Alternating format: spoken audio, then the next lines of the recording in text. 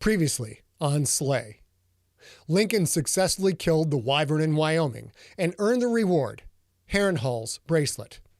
The magic item he will use to pay Callista and change the nature of his contract with her. As long as he delivers it to her and keeps making payments, he'll be free of her control, and she'll be forced to continue protecting his son, Sam, who is trapped in the purgatory known as the Shelf. What could possibly go wrong?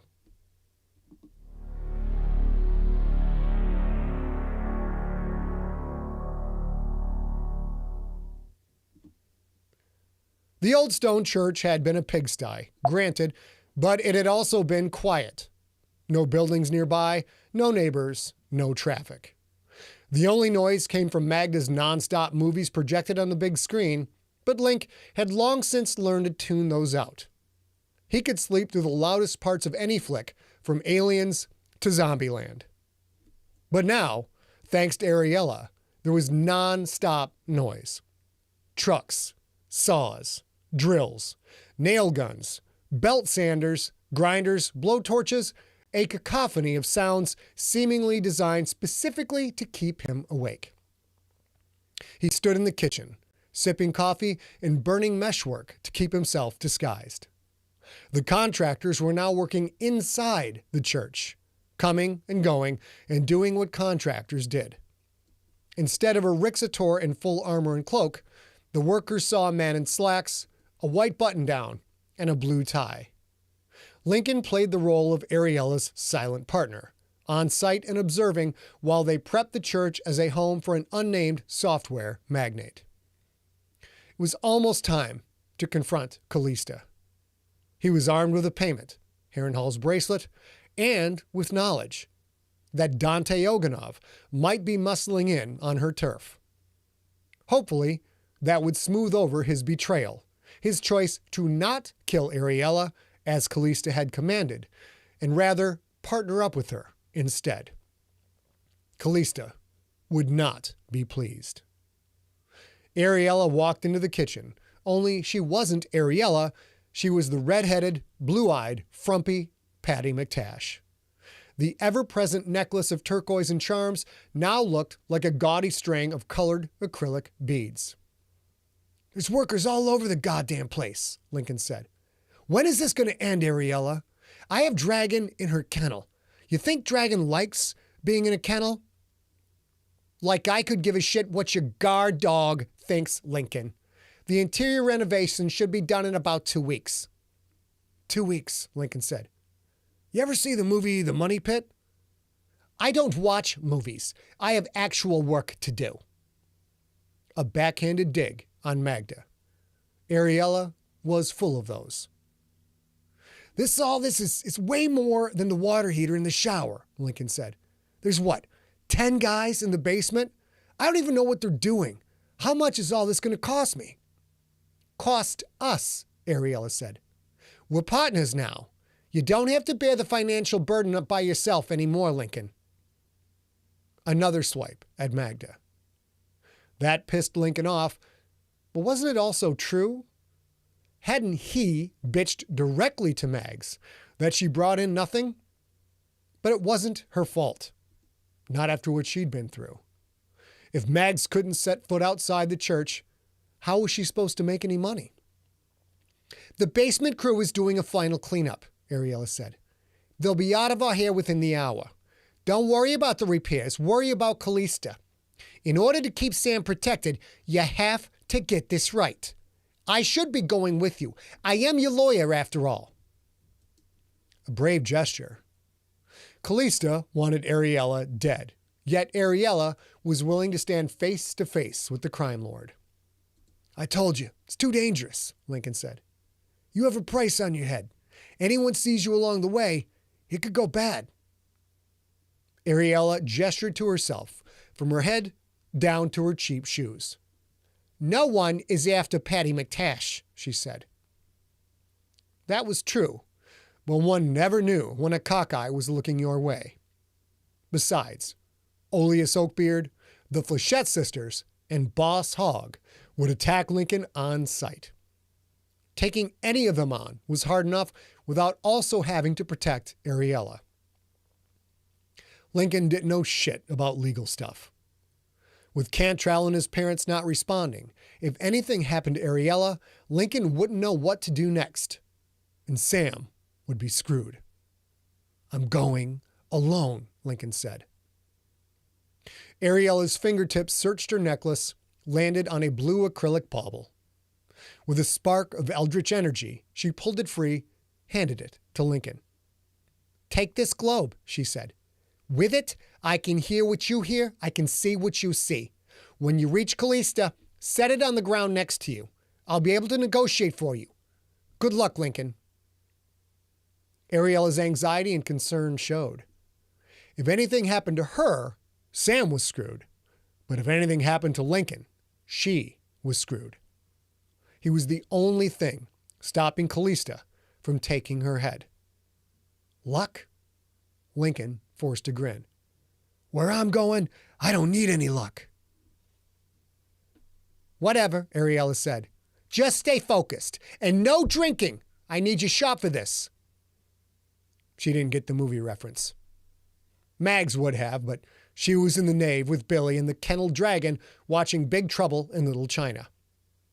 "Get going," Ariella said. "Get this done." Lincoln drained his coffee. It was time to go to work.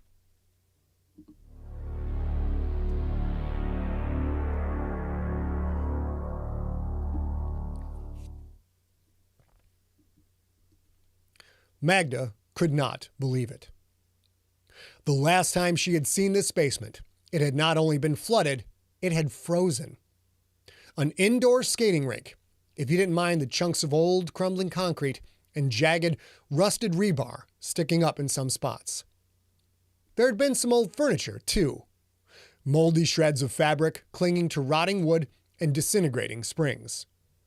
An ancient, broken, decomposing grand piano, as if the place had been home to a Phantom of the Opera wannabe. Even the ceiling had looked on the way out, with mold both wet black and powder white clinging to ancient, angled crossbeams.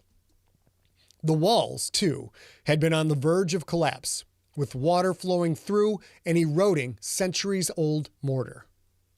There had been fist-sized holes where stones had fallen out to make little islands in the swampy floor. But now, good Lord, every bit of detritus had been removed. The haunting image of the piano and the messages from the past furniture were nothing more than memories. Now so out of context, Magda wasn't entirely sure they'd been real at all. Holes in the walls patched, the surface coated in white paint. It wasn't smooth, but it was dry and bright, bouncing back light cast by rows of new fluorescents in diamond plate fixtures. The floor was smooth, fresh concrete, topped by a gray epoxy coating flecked with bits of black and red. 3 industrial benches lined one wall. A hardwood-topped island sat in the middle of the basement, its front side lined with handled drawers. A pegboard with tools hanging from them. Space heaters. A weaver station with 3 mortar and pestle sets of different sizes, and shelves ready for vials and urns and bins of fiber and mesh. Hammers, saws, a drill press, a grinder wheel, a jigsaw. And on the south wall, a bench press and a bar, an exercise rack full of handles and cables and stacks of weights, a treadmill, a stationary bike, a row of dumbbells, a speed bag, and a heavy bag. A sparring mat, and near it against the wall, a rack of wooden training weapons, swords, bokens, axes, spears, knives, staves, and more. Magda's head swam. What had been a crumbling mausoleum of the church's glory days was now a warm and dry abode for training and maintaining Lincoln's weapons, armor, and meshwork. "Tight," Billy said. "This looks real cool, Ariella." Magda could say nothing at all. "Thank you, William," Ariella said. "It certainly cost us a pretty penny." That snapped Magda out of her daze. "How much?" She gestured to the benches, the walls, the floors, the ceiling. How much was all this? Aren't you broke? Ariella waved a hand as if brushing the thought away. Don't worry about it, she said. I'm handling our finances now. What matters is you have everything you need to keep Lincoln's gear in tip-top condition. And if we can get him, and you, for that matter, to put down the bottle and leave the junk food alone, everything we need to get him back into better shape. Magda had never priced out gear of this caliber. Even when she'd been with the Bastion, she hadn't seen a setup like this. Back then, she'd used the same ancient tools that millennia's worth of Rixators and their armors had used, along with a hodgepodge of items for maintaining and customizing firearms. Lincoln told you not to go into debt, Magda said. Didn't you say your money's locked down? Is all this on credit? How much do we owe? Ariella looked at Magda the way a parent might look at a misguided child. The expression made Magda want to punch her in the throat. I'm a person who gets things done, Ariella said. I find a way. How long have you been living here with Lincoln? The shift in conversation caught Magda off guard. I don't know, she said. A few years? More like 5. Perhaps a little longer. She wasn't sure, as she spent most of that time drunk or high, and usually both. You've had 5 years to find a way to improve this place, Ariella said. But you didn't. So how about you leave concerns regarding money to those who make it? Have a drink, Magda. Aside from fixing Lincoln's shit, that seems to be all you're good for. Enjoy your toys. I have to go to my office and help Lincoln. He'll be at Callista's in a few minutes. Ariella walked out, heels click-clacking, skirted ass snapping side to side like a pinball flipper. Magda glanced around. The tools and equipment that had initially sparked joy now made her feel stupid, made her feel worthless. Man, fuck that bitch, Billy said.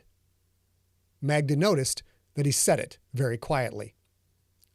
It ain't my fault, she said. I can't leave here. It ain't my fault. And yet, deep down, she knew that it was her fault. She couldn't leave because she was weak, because she was a loser.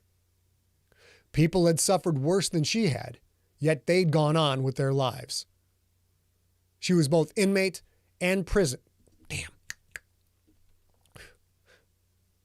She was both inmate and warden of her own prison. You don't have to leave to make money, Billy said. Magda glanced at him. What? You could do a work-from-home thing, he said. My buddy, Ray Rerun, he's a rapper. His beats suck, but he sold a bunch of t-shirts on account of his album covers. His girlfriend was on him, usually slicked down in melted butter with a popcorn stuck all over her. Wasn't my thing, but sold a lot of shirts. Oh, and posters. He said they sold hundreds in Japan. What was this peepsqueak going on about? You want me to cover myself in melted butter and popcorn? Lil Peen, that's not going to happen. Billy snorted, shook his head, and rolled his eyes all at the same time. That's not what I mean. Besides, that's probably copyright infringement or something. Especially if you have text in there that says, butter them muffins or popcorn them titties. He ended both with a Z, by the way. I don't think he copyrighted that because, anyone could probably change an S to a Z. You know what I mean? Magda ran a hand along the island workbench, loving the feel of it, hating herself for loving it. I have zero fucking idea what you mean. You think I should sell popcorn? Or maybe popcorns with a Z? I'm not spending my precious time packing boxes and doing inventory. No. She would spend it fixing Lincoln's shit and drinking, because that's all she was good for. Billy sighed heavily, as if Magda was oblivious to the obvious. You don't have to... Damn. You don't have to ship anything, he said. You don't have to stock anything. There's people who make the shirts or whatever. They do the shipping for you. All you got to do is take orders. If Ray Ray Rerun had done the stocking and shipping, man, there would have been butter stains on everything. And some other stains, come to think of it. Ray Ray and his girlfriend, they nasty. Magda glanced to the wooden swords and staffs, wondering if it was time to use them on Billy. Knock some sense into him, maybe. All I'm saying is you need an idea, he said. Something clever. Something that sounds dirty so teenagers will buy it. Something that looks good on a t-shirt. Then you do this drop shipping thing and you don't gotta touch nothing. That caught her attention. That sounds too good to be true, Lil B. I'm not saying it isn't hard work. We just need the right idea. It should be something you dig so you enjoy the process. You know, like how Ray Ray Rerun loved to drizzle melted butter. Oh, damn it. Do that again. Sorry, guys. I'm not saying it isn't hard work. We just need the right idea. Should be something you dig so you enjoy the process. You know, like how Ray Ray Rerun loved to drizzle melted butter and grape jelly in his junk, and his girlfriend, I get it, Magda said. Spare me the details. An idea, huh? How do I come up with something like that? Billy shrugged. Well, what do you like? She thought about it. For starters, she liked the idea of selling something that she never touched. They didn't teach shit like that in the Bastion. But what to sell? She liked weed. She liked booze. She didn't like the idea of selling shirts associated with those things, though, no matter how many rebel teens might dig it. I like pizza, she said. Oh, and chocolate. I love chocolate. Billy smiled. A warm smile. A genuine smile. And he spread his hands. Chocolate, he said. I think we can work with that.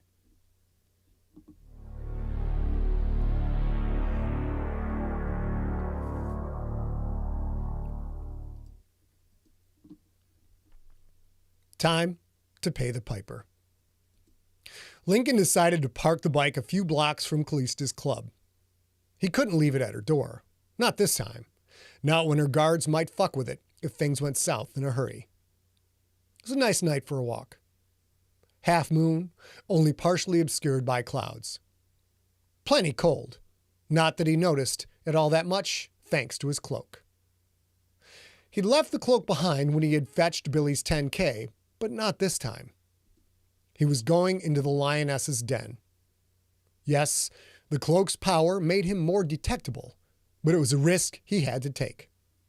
When standing face to face with Callista, he needed his arsenal close at hand. 4 more blocks to go. No foot traffic tonight, and few cars.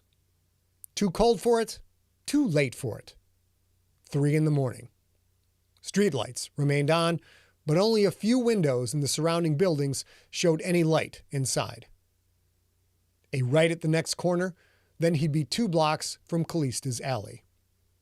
No sign of Boss Hogg, Oleus Oakbeard, or the Flechette sisters. He was going to make it. Everything rode on the next 30 minutes or so. He and Ariella would negotiate. He would be free of Callista's contract. Callista would still be obligated to protect Sam. It would work. It had to work. Lincoln turned the corner. As he did, a flash of dull metal blurred before him a split second before something smashed into his forehead. He flew backward, his body crunching into a parked car. Surprise, motherfucker! That voice. He had heard that man's voice before. Not Hogg, not Oleus, someone else.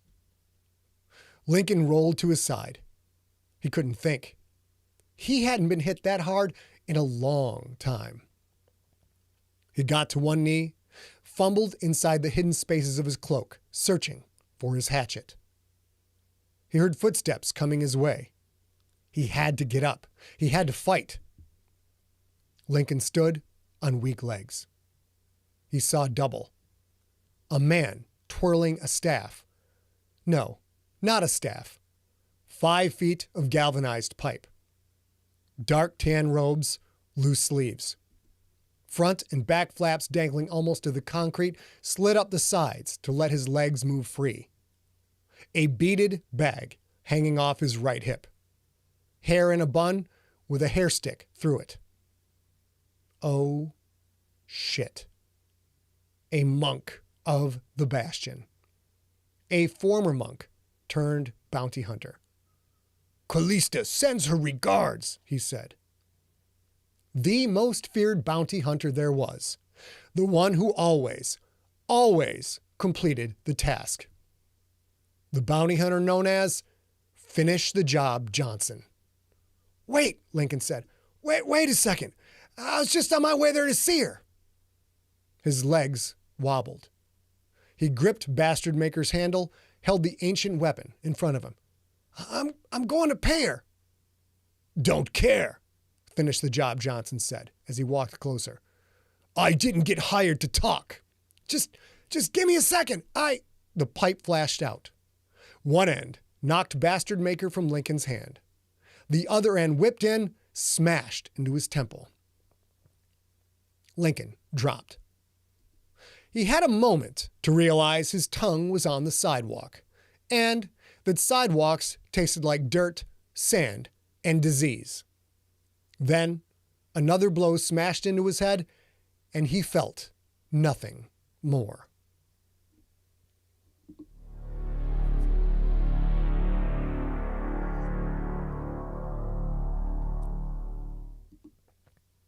That was Slay episode number 22 and your introduction to Finish the Job Johnson. Hope I hold your attention long enough to come back for Slay episode number 23. Until then, don't get hit in the head with a big lead pipe. All done. Baby girl, come on upstairs.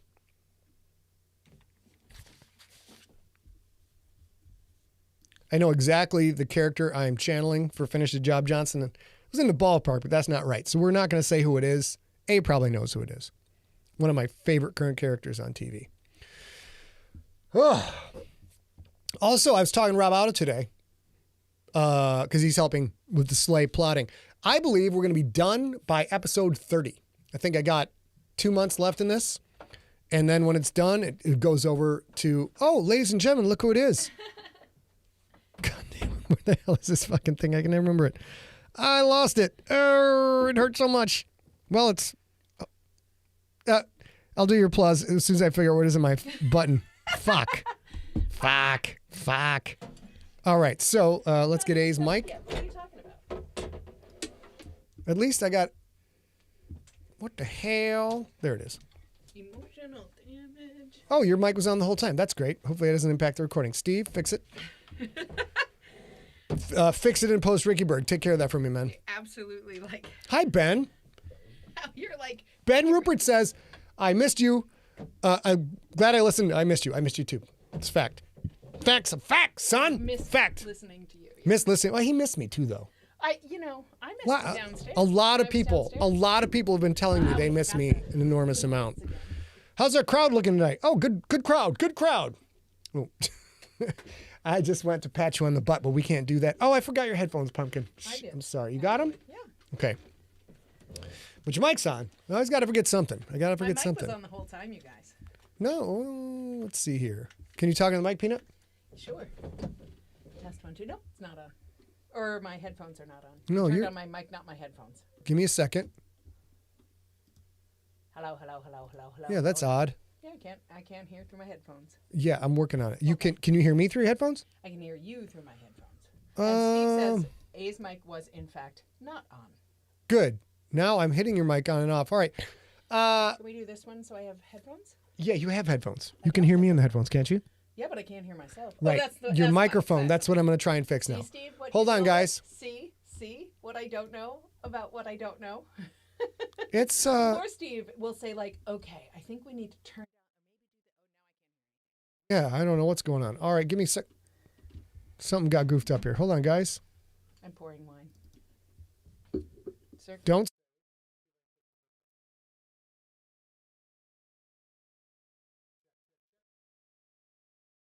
Okay, looks like I screwed that up.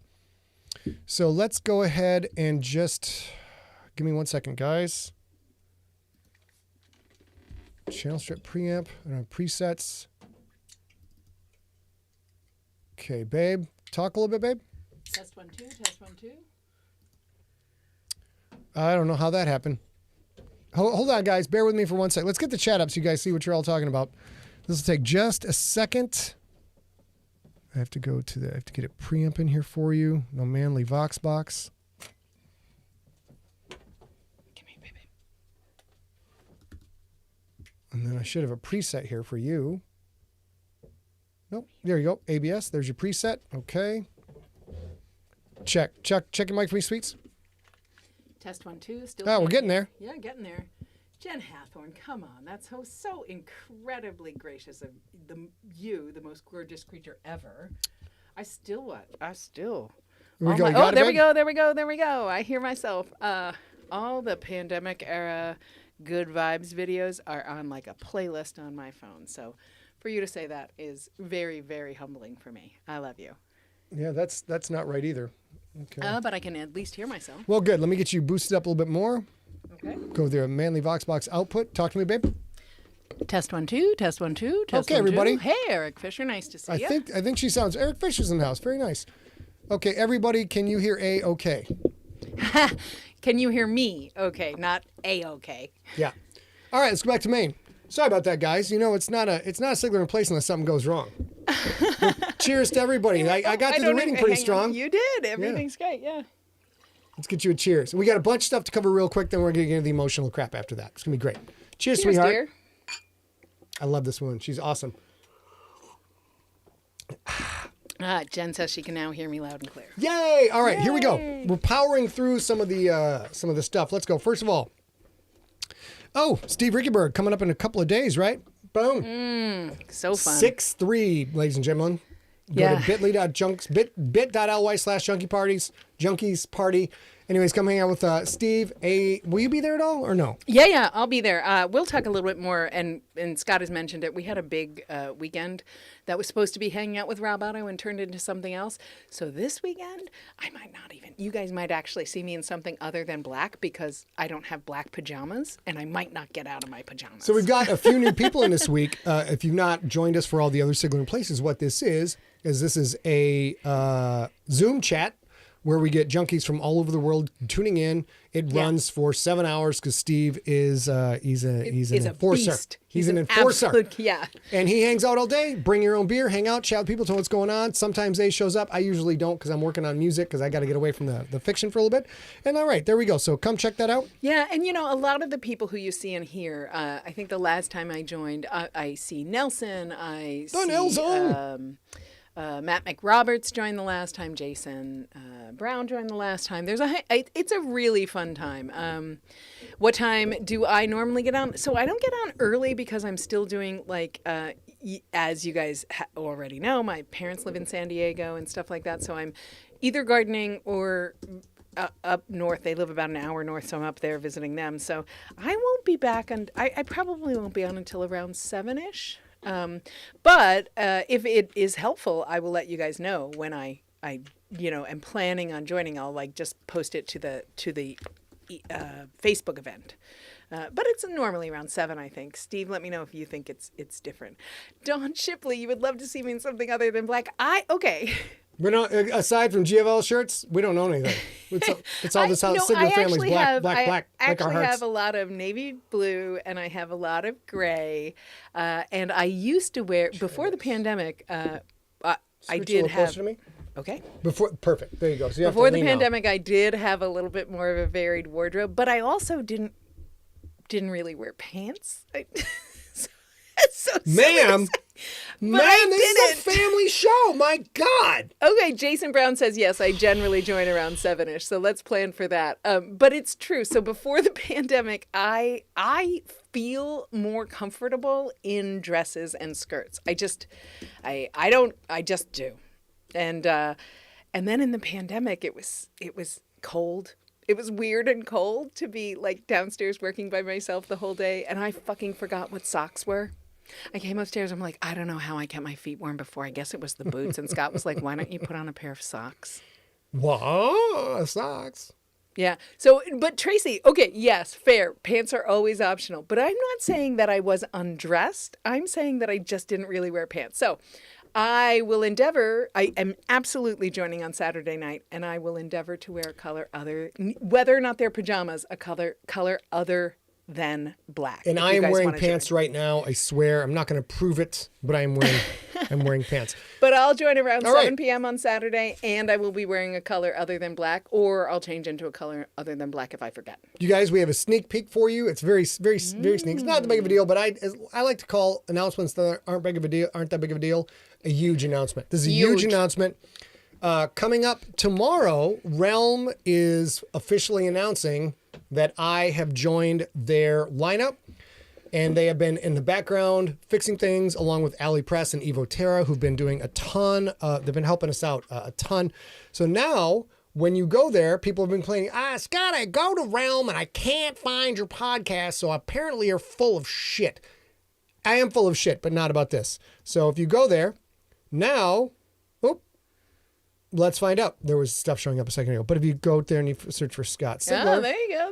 Boom. Hello. These are up here now. And Nocturnal, Slay, and Ancestor.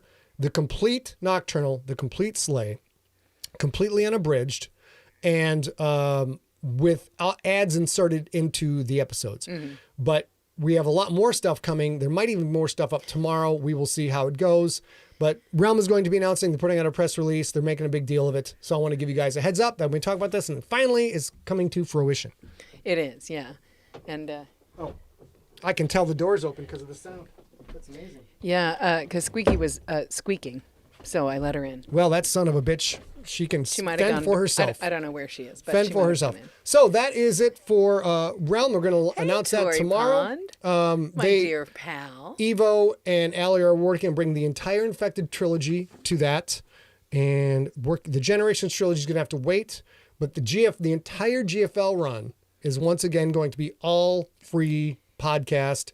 Also, the entire Infected run, right? Yeah. There's some that we've taken away before that we're bringing back. Yes. Jason Brown asked, are these the adult versions? No, he was talking about me wearing no pants. No. He's talking about the rookie. No, the rookie adult version is gone. It's gone now. We told you guys it'll only be for a limited amount of time. It's gone. If you can't get it, and if you use Facebook, go to Facebook and look for the Sigler Junkies group. There are probably people who have it there, but just ask around. I'm sure you can find someone who's got those things archived. If not, we'll figure it out for you. But it's not publicly available anymore. And we, as a business, choose not to make it available because it confuses the marketplace. So when teachers or prisons, I know that sounds crazy, but both of these things have very, librarians and teachers and prisons in general and prison librarians have very proscribed rules of engagement to get books into their schools. So that's the reason that why we will never make it available, because we have to have something very clear for other reasons and Lexile scoring and stuff. But join that Junkies group. D79. D79. Very nice. Thank you so much. You wait. Finish the Job Johnson is going to be I've been waiting to bring, I swear, I've had that name for over 10 years, maybe 15, and I haven't found the right place to bring FTJJ in, but FTJJ is going to be awesome. All right. If you guys can't see it because you're not on the whole chat, Dee is in Facebook, and she just made YouTube, and she just made a comment that said that she made a tip donation, and she said, thanks for that. Finish the Job, Johnson. Was everything I hoped and dreamed. Also, are you going to record more ad spots? Yes, there's a bunch of ads coming. Actually, we have a new sponsor. We're going to get to that one second. Let's bust through all of the fancy stuff first. Go back to books. We haven't done this in a while, so I want to get you guys caught up.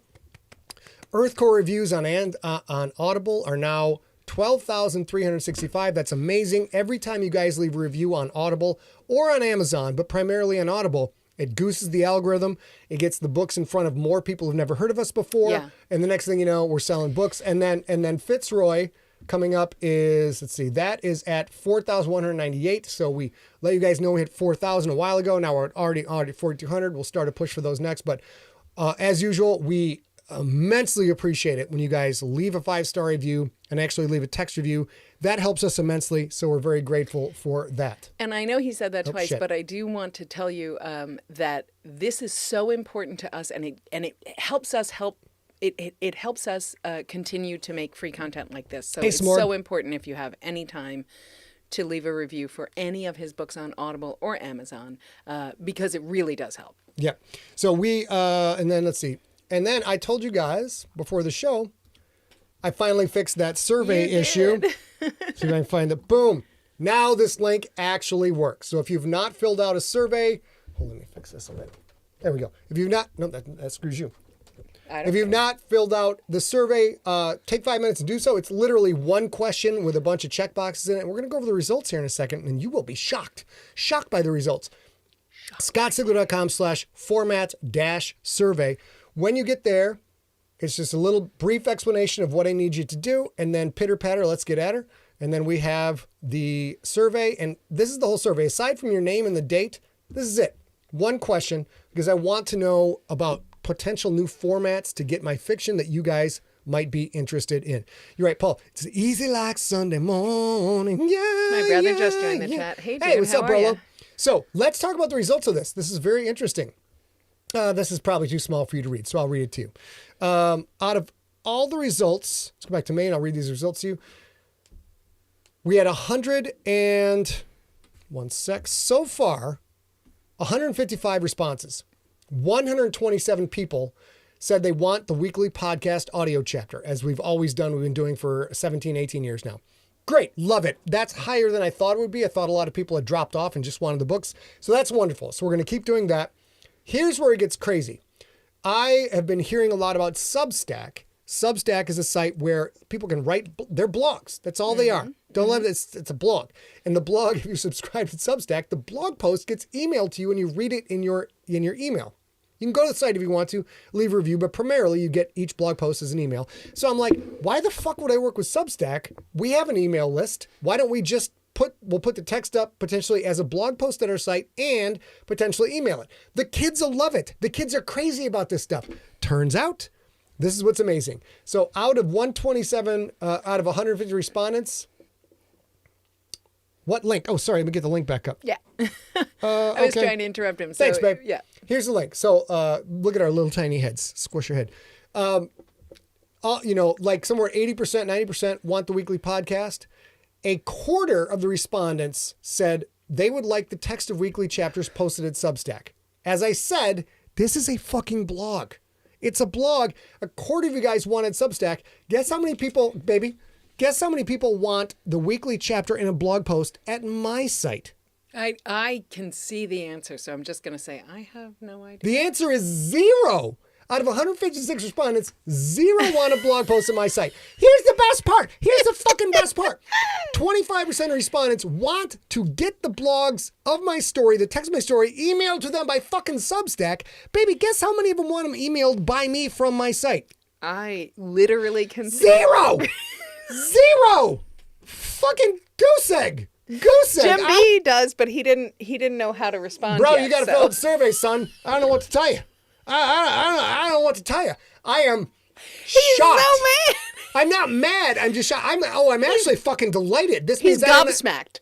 I don't have to do all of this work now to make sure the shit's up at our site. I do have to do the work to make sure it's up at Substack, which I'm sure Allie's going to help with. But I'm talking to Substack higher ups this week. We'll see if we can do some fun shit for it.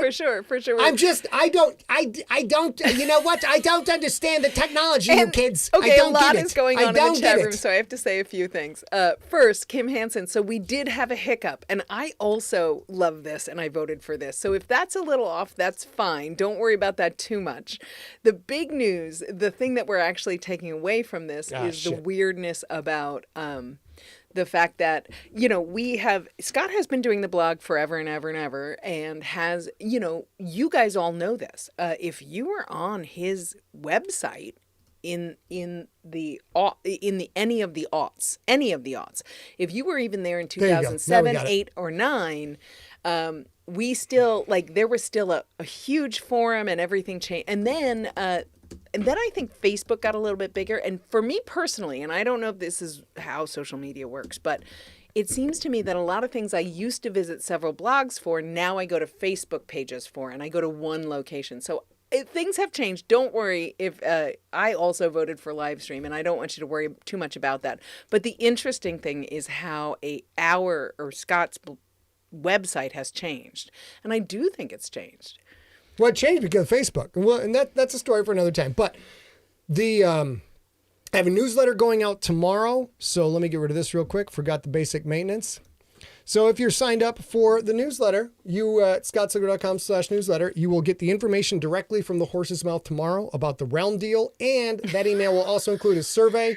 And that survey is a link to what you guys just saw. So I've tracked the results before the newsletter send. And when it goes out to 14,000 plus tomorrow, I'll have more results. So we'll follow up on this later, but it's shocking. I'm talking to Substack. We're going to get that hooked up. If you do want to get text from us, text SIGTEXT, one word, SIGTXT, to 855-955-5095. It's rapidly approaching 1,000 people sign up for this. It's fucking crazy. Yeah, go ahead, babe. And if you're outside the country, the USA, and that is difficult for you to do, I would love it if you would let me know. I'm not sure I can fix it for you, but I'd love it if you'd let me know. Yeah, let us know. And that's send that to info@emptyset.com. Exactly. As usual, any concerns you have, things are confusing, things don't work right, send it to info@emptyset.com. We'll get to it just as soon as we darn can. All right, so that's realm launch. Great, that's everything. Now. So Rob Otto. Yep.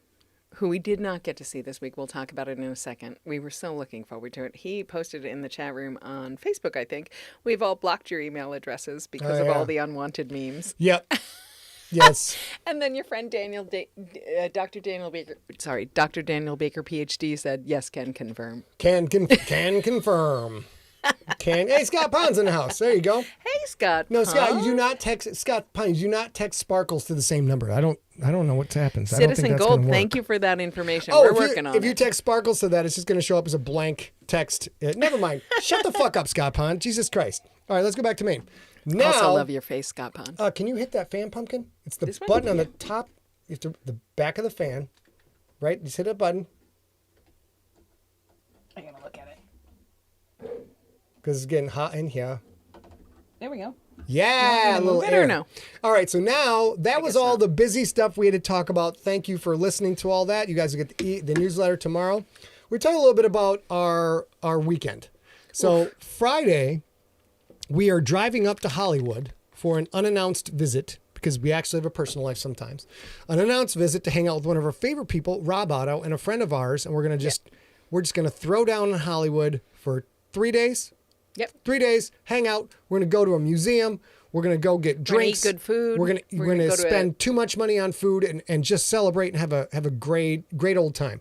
We're on our way up, and between San Diego and Hollywood is a place called Oceanside where A's parents live. We're driving up, and A's mom calls. Nope. Jake. A's dad calls, and he has driven himself to the hospital because he doesn't feel very good.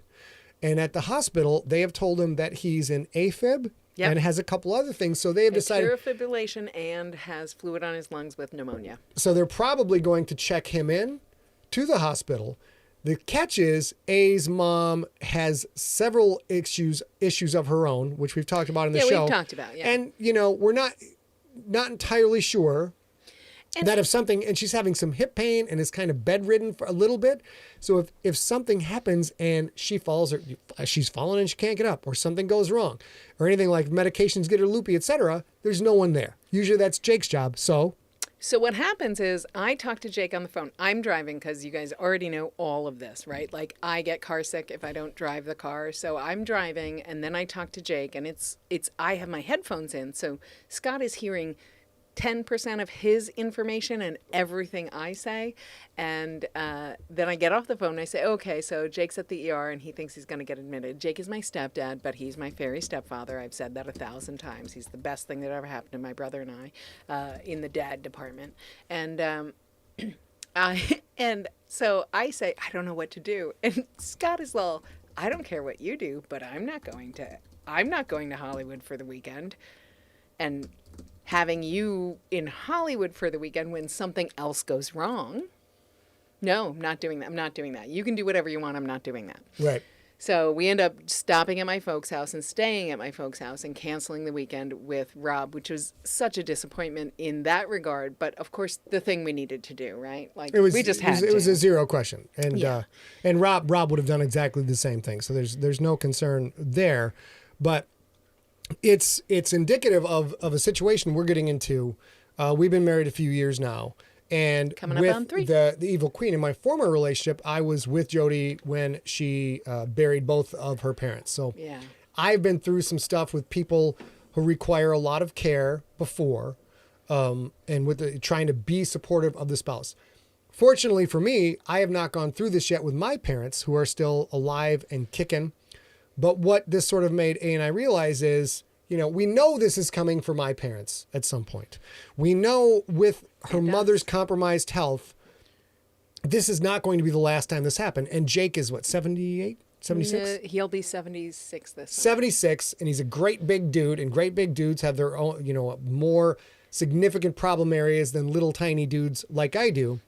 And we know, like, this is kind of what's going to happen. And this is a part of life that everybody goes through. So kind of wanted to just chat with you guys about it in the closing part of the show here, because I'm sure some of you have already gone through this. I know Rob has already gone through it. Other people have gone through it. You've gone through it with Jodes. Went through it with Jodes. Went through such a, it's such a hard thing to know, which is, I next month I have a birthday, and I'll be 52 years old, and I think I have always thought of 52 as an old person. But the reality is, this is just the start of me realizing that, like, I am going to go through this. My parents are going to go through more of this. His parents are going to go through this. And also, a lot of you who are vaguely around my age are going to be dealing with this with with your family and stuff.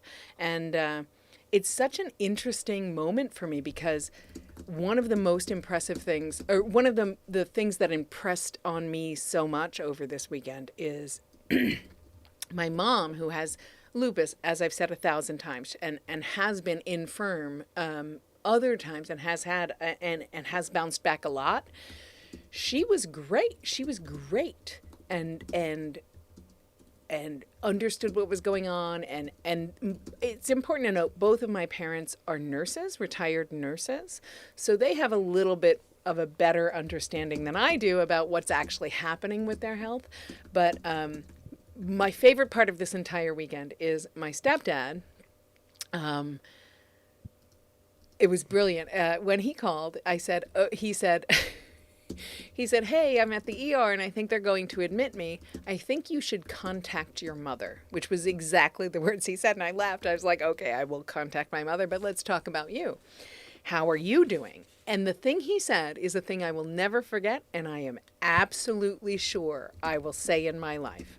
He said, forgive me, I know it's a family show, I'm fucking pissed off that my body is letting me down. And I thought that was beautiful, because that was his big complaint. Like, he understood that, but he wanted to be a different thing. And at some point, we sort of all have to look at who we are and as a family, who we are as a human, all of that stuff, and kind of deal with what we have instead of what we want. And it was a little bit stressful just because it was a holiday weekend. So I honestly think that my stepdad would have come home sooner had it been a weekday and not a holiday weekend. Also, my biological brother, Jude, is in the chat room on Facebook. And best friend, Rob Otto. And his BFF is Rob Otto, even though they've never met. And Jude just said on Facebook that he would have ditched my parents and hung out with Rob for the weekend, which I am sure was a much better time. But Brolo did point something out that is a cliche, but it's very accurate. What did he say? Life is a fatal medical condition. There's fucking no way out of this. And we know this is so we spent the whole weekend there, and then I came home. And A came home to get some stuff because she had to go back up. So A stayed, you stayed until last night. Saturday, Sunday, Monday, and came home Tuesday night. Is that correct? Yep. Yeah, came home Tuesday night. So she's up there, and we're apart from each other, which sucks because we really love hanging out with each other. And we were supposed to be going on this fun We were supposed to be in a tawdry super fun, swanky, sexy Hollywood hotel. Sexy, dress up, kicking around Hollywood, swaggery. You know, I'm not gonna lie, I was gonna get a bit naughty in Hollywood. It's about to be all swaggery and shit. And I'm at home like, I'm writing. Yeah. And A's like, and I'm like, making sure my mother is okay. And so. I'm borrowing my mom's clothes because all the clothes I brought for the holiday weekend in Hollywood, I was wearing just my normal clothes to drive up to Hollywood, but everything else was essentially party clothes, dresses and cute heels and cute boots and 8 stuff. pounds of cocaine. It was going to be great, you guys. And so my mom was Great. like, do you have to go home? I was like, no, I don't have to go home, but I literally only have this outfit that is appropriate to just hang out in your house. It's important to note, my parents keep their home at like 69 degrees Fahrenheit all the time. So I couldn't wear like a mini skirt or a dress or anything because it's freezing all the time in their house. So I kept wearing the same clothes. And my mom is like, you wear all black all the time. I thought sometimes you switched it up with like pants or shirts or whatever. I'm like, yeah, but this is the only outfit I have that's warm enough. And so then I wore my mom's clothes, which is why I came home on Sunday morning with him to get other clothes because... Yep. So, so we just thought we'd chat about that a little bit. It's an interesting point in life now. Me having been through this once with my former spouse, and now, of course, lucky me, eventually I'm going to go through it again. And the real blessing, the real joy of it is being able to be here for my spouse and for my spouse's parents, who are fucking awesome. But, it's an hourglass, you guys. It's a ticking clock. We're going to experience this more. And now, of course, what's on my head is we're about to get back on the road and start touring again. We're about to start doing cons again next year. And, not only that, but... This year? Yeah. We're starting new cons again this year. Dragon Con's coming up. But the thing is, once we're out on the road, this becomes very tricky. Like, I'm already out on the road trying to write because this is a demanding year for writing. And now it's more forward in our thought process that we may have to bail on a con. We may have to bail on a tour. There's a situation. We may have to come home and take care of this stuff. And that's okay. But it's a different level of pressure and stress. It's also a different level of recognizing our mortality. These people that were once immortal to us, these people that we once would have never even thought are anything but bulletproof, are not, because biological creatures degrade and eventually they pass on. And that phase between bulletproof and passing on is full of all kinds of medical maladies, in which you realize, when you're in your 70s, when you're in your 80s, you can't fix shit. You can't power through a lot of this stuff. And so it's messing with your dad big time. You can't power Robin through. Hudson, who many of you will recognize her name, and she is a real human being who was named in Nocturnal, but was an absolute hero, managing her parents' health as they aged. And that's exactly it. So she says in Facebook, my brother and I morbidly wonder which dementia we'll get, my dad's or my mom's. And this is a real thing, but I'll also tell you this, like, it's an interesting thing to realize that there are, for me, it's this. There are moments that are make or break moments in my life that have never existed before. Like, I got confused when my stepdad called. Like I said, he's my fairy stepfather. He's the best thing that ever happened to my brother and I as far as dads go. He's wonderful. And he called and said, maybe you should contact your mother. And I knew that if I called my mom, she would say, no, go hang out with your friends. Go do your thing. I don't want you here. I don't need you here. But I couldn't have, Scott was right. I couldn't have dealt with that. I would have worried all weekend and everything. And here's the thing. My mom has been very infirm for the past few years. She's doing fantastic now. She's recovered from with a lot of help from a lot of you guys, especially the Ponds, have been very, very helpful in getting my mother back on her feet. And back into the world and back driving. She drove this weekend for the first time in 4 years, everything like that. But what I didn't know is I was like, no, I'm not leaving you to do this alone. And also I can't have the same good time I would have had or Scott won't have it because we're worried about my stepdad. And so we go up there, we stay there. I am driving my mom in her own car to visit my stepdad at the hospital, and a tire blew because she hasn't driven the car in 4 years. And so, like, that would have killed me if I was in Hollywood, like, hanging out and having fun with my friends. Because my mom said, no, it's fine. And then she was, like, had a blowout on the highway. The first time she was driving in 4 years, I'd never have forgiven myself. And I also never would have thought of that. So if Scott had not been in the car saying, I don't care what you do, I'm going to your parents' house this weekend. You choose you. I think I might have made the same decision, but I wasn't making the same decision as early as he was. And the first time we drove my mom's car to the hospital, we blew a tire and had to replace 2 of them. So I would have never recovered from that. I would have thought I was a terrible kid. I was a terrible human for not supporting the people who supported me in my entire life, all that stuff. And I never thought about that. But now we will. Now we'll think about all that. Rob's so fucking funny. Rob, sometimes you make it hard to do this fucking show, man. Jesus Christ. Also, Paul Collins, I realize you're in San Diego, so if the next time we do an event or an open house, email you absolutely have to join. No, that won't work. info@emptyset. Paul, send an email to info@emptyset. Let us know that you are in the San Diego area. There we go. All right, back to chat. And it's Eric Fisher on YouTube says you have to take advantage of the time you get to be with them. One day you won't be able to pick up the phone or visit. Tomorrow is never a guarantee. And this is a thing that I think is super important. My biological dad is gone, and we did go. I was your pal. We were partners, right? When that went, we were business partners. Business partners, yeah. Would you say we were tight? We were tight bros at that point, or no? I think you were among my best friends. Yeah, we were bros at that point. So go ahead. So my biological dad, which sounds weird to say, guys, I don't mean to be laughing, but some of the shit in the comments are fucking hysterical. He died in 2011, and my brother, who is in the chat room on Facebook, Jude, and I, we had a pretty fraught relationship with my dad. But it was still hard to lose him. And the thing I learned is when I lost my dad, biological dad, Kenny, I realized that someday I will be an orphan. And like I said earlier in the cast, I'm 52 years old. And so it was shocking to me to think about that because I think of orphans like Oliver Twist, young and unable to take care of themselves. With a bunch of excrement smeared about their face.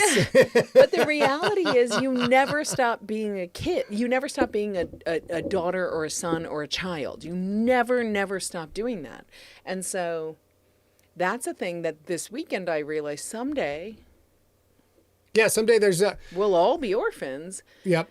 And I just want to make sure that No, Paul, you're right, Paul. Never prepared. Yeah, of course. You can never be prepared for family loss, but I want to go there when that happens to me, knowing, at least as far as I can tell, I don't have to say, shit, I should have done that. I regret not doing XYZ. And I'm going to live my life like that moving forward, I think, because it was a rough weekend, even though my fairy stepfather had all the care he needed. My mom had Scott and I and was fine.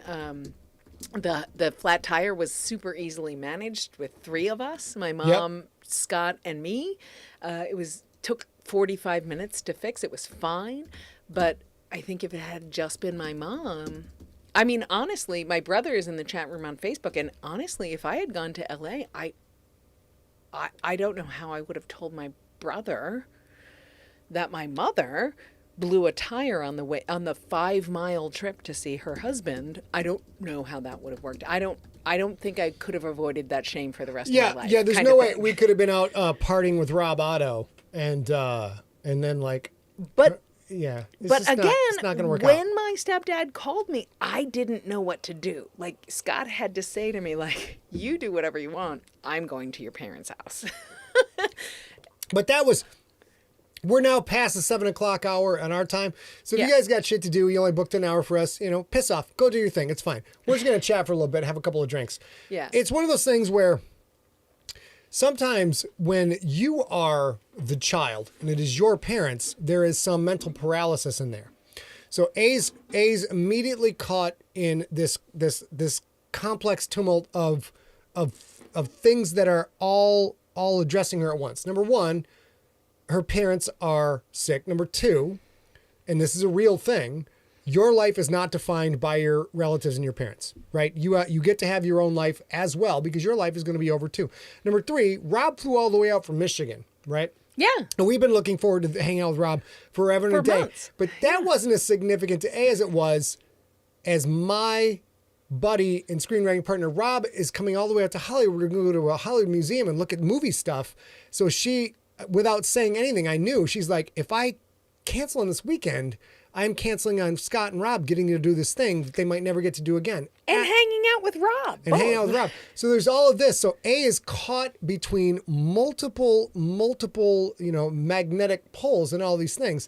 So at that point, it's my job as the spouse who is not the child of the people who are sick to step up and just be straight supportive and be like, no, we're not going. That's the whole gist of, you can do whatever you want. I'm going to take care of parents, because I had to take that burden off of A. I had to let her know, like, I don't give a shit what you do. I'm going to go take care of them. You should go party and have a good time. So she I felt like my spouse needed that information. To like, it's okay to cancel. It's totally okay. No one's going to be mad. It's all right. Let's go do the right thing. Well, and of course it was check-in day. It was 3 hours before. So we had missed like the hotel still charges, all that stuff. And I was struggling with that because especially 3 years, 3 years after I don't know what to say, but like 3 years after coronavirus and still the world is screwed. I was like, oh my God, I don't know what to do. And I did have decision paralysis because I knew my mother would say, absolutely not. Don't come here. Don't cancel any plans. I don't want to be a burden, which she says a lot. And I feel like whether or not that's a burden is my own choice. But in that moment, I couldn't choose. I had so much like, oh. And Scott was like, you do whatever you want. You can drop me off at your folks' house and keep going and hanging out with Rob this weekend. And it was rough. But I am very, very happy to report that my whole fam at this moment is in pretty good shape. My fairy stepfather is home and sleeping and resting and is in great shape. And so he had some pneumonia and he had some AFib and all of that is resolved. Thanks. Yeah. And my mom did great and did drive a car while I was did drive with me in the car. And it's interesting, if you haven't driven a car in a while for reasons, but you had been a driver for like 10 to 15 years, I'll say. My mom had been a driver for almost 50 years. It's 100% like driving a bike. Yeah, Paul, or good riding point. a bike. Good point, Paul. You just get drinking back is on the it. thing. And of course, Rob has, I've known Rob for, 40 fucking years now? No, 35 years. And there have been several times in my life where I have had a car accident. To be fair. And Rob has dropped literally everything he is doing to come have my back on the drop of a hat. So we knew this was not a situation. But here's the last thing we'll say about it. Then we'll sit and chat with you guys for a few minutes. This is why now it gets weird. We have a business. We have a successful small business. We're not rolling in money, but we're not scrounging for scraps either. We're doing pretty good. But part of us doing pretty good is the relationships we have forged by going out on the road and hanging out with you guys, just going to bar with you guys, going to cons with you guys, etc.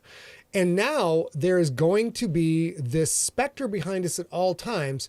If we book a 2-week, a 4-week tour, anything like that, which we used to without thinking twice about it, we know that if something goes south and we're in Topeka, we cancel everything and we have to come home. And that is, like I call it, a hanging specter. And it's like this guillotine. It's really that what it is. It's the right thing to do. We're absolutely going to do it. We're going to feel terrible about doing it, but it's what must be done. So like now at our age, with our parents at their ages, that becomes a constant factor in everything that we have to plan. And it's new. It's new to us. And, we are both grown adults without children. So I imagine that quite a lot of folks who might see this are like, yeah, hello, that's exactly how family works. But we have not had that. We have not temporarily raised other children. This is new for us. So I think that some people who may have had to, spend, I don't know, 2 or 3 or 4 years dealing with the endless infections that your kids got at school or daycare, this is the same thing. You're like, I had so many plans but this is the right thing to do. I think it's the same thing, but we don't have that experience, so I can't tell you. And a couple of people have said they want us to come to their hometown, so we'll finish up with this. Thank you all for sharing your personal experiences with it. That makes us all feel a little bit better about it because, of course, this is something if you're not going through it now, you're going to be going through it very soon. Unless you have the privilege of your parents already being dead, which is not, is not a great thing. That's a really weird way to say that. Yeah. But I do need to say this.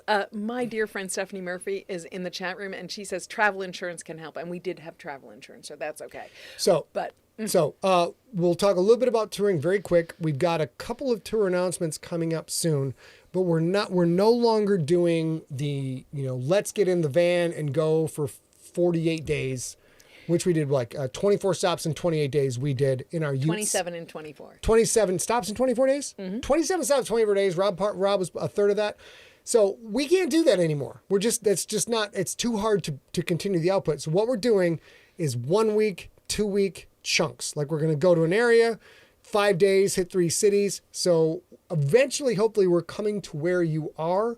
But when you see us touring, don't shit a brick. Don't piss your pants. Don't send an email to info@emptyset saying, why aren't you coming to my town? Watch, my head doesn't move and my mouth does.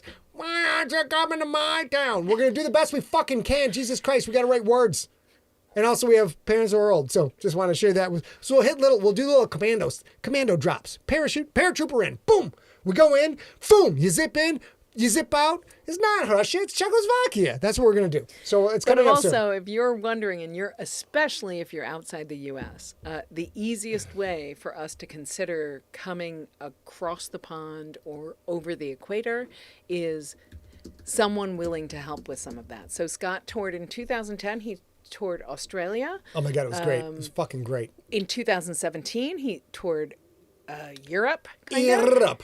He did he did Germany, Ireland, London, or England, and I think we had 5 stops there. But we had a tiny bit of help because otherwise we have to pay for it all ourselves, and that is cost prohibitive since it's been a pandemic and we live in this house. If you're ex-US, if you're outside of the US, or if you're in the US, what you want to watch for is if you have a sci-fi con in your area that you were involved with, go in and make the case like you guys should bring Scott Sigler out here. He's very fashionable, and his bald head is spectacular. You just want to touch it. Go ahead, touch it, babe. Go ahead. You just want to touch his big bald dome. Oh, fabulous. That's the best way you can get us to your area. Go talk to people in your area. We'll do the best we can, but you know what? We have, oh my God, so many fucking books to write. 1, 2, 3. Oh my gosh, 4, so many books. 5, 6. We just discussed this today. Well, how many is this? 7 books under contract, and that's not counting 3 of the Crypt books. So 10 books under contract. 10 books under contract. And it's not counting any of the GFL, which we own completely. Not counting one of the GFL. Actually, I count all the GFL. Yeah, that counts. Yeah. So 10 includes the GFL, includes the Crypt, and some other shit we can't. I am legally obligated to not tell you anything, you son of a bitch. You may consult my officials at the House of Letters. So we are very likely, almost assuredly going to Dragon Con Citizen this year. Gold, George Hrab's a beast. Yeah. Oh, Rob I love that Citizen Gold. I plan. You got him there, and I planned that tour for him. Oh, lovely. So you and we're pals already. Timothy Clark, listen, if there's a con in Alaska and they're going to bring me out for the con, I guarantee you I will put on a fucking show. Always if I wanted to go to Alaska. Always, always, always. And everybody who has ever seen Scott at a con, you know this. If he shows up, he goes all the way. He is hardcore all the way. He's staying up late. He's hanging out in the lobby bar. He's doing all the things. But that will help a lot, I think. I think we're going to sign off, ladies and gentlemen. Thank you all so much for Jen, it was tuning so in. nice to see you. You guys hung Thank out you for with us for an joining in. extra 15 minutes. We just wanted to talk about you. Jason, like again, if there's a Comic-Con near you, get involved planning. They can use anybody planning a con ever is eager for help. If you have time, go help them out. These things are very difficult to put on. Almost all of it is volunteer work. So, but you can go in and say, hey, I want to help because I would love my favorite author to be brought out. How do we make that happen? And either they'll tell you how it happens or they'll say, that can't happen, but you help anyways. It'll be great. But we love all of you. We hope that if your parents are still kicking, that they continue to kick for a very, very long time.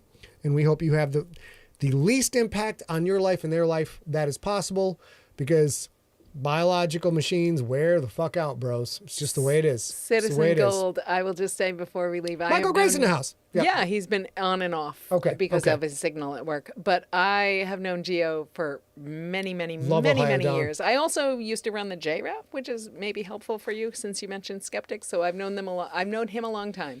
All right. And we've been good friends for a long time. So friends, we want you to stay girthy. We want you to stay turgid. But for now, all of y'all may completely kiss off into the sky. As we were doing. You ready, baby? Yep. We'll be back. Oh, shit. We forgot the other stuff. I also didn't finish this up. What would next week be? Well, let me Fuck, tell you. I'm terrible at writing these scripts, you guys. You know, Terrible. I wanted to take over again, but it's June 7th. We'll be back June 7th for Slay episode number 23. I guarantee you, Finish the Job Johnson, Callista, Lincoln, Ariella, and possibly a few other of Callista's sluts in her club will be present for this episode. And it is going to be... Artificial It is selection. going to be... Hello. You know, normally I deliver a lot of tension via violence. I am honestly already cringing inside at what I have to write for episode 23 for stuff that involves zero violence at all. However, in situations like this, I will not lie, I completely fold. The stuff I'm going to be writing about is stuff I'd be like, baby, take care of this. I can't handle it. I can't just take care of all this shit. So basically what you're going to see in episode number 23 is a variation of Live and in the Flesh, and I think you guys will probably like it a lot. So, I love you guys. I love you more. You can all just kiss. A little, though. You can all kiss off into the sky. Until then.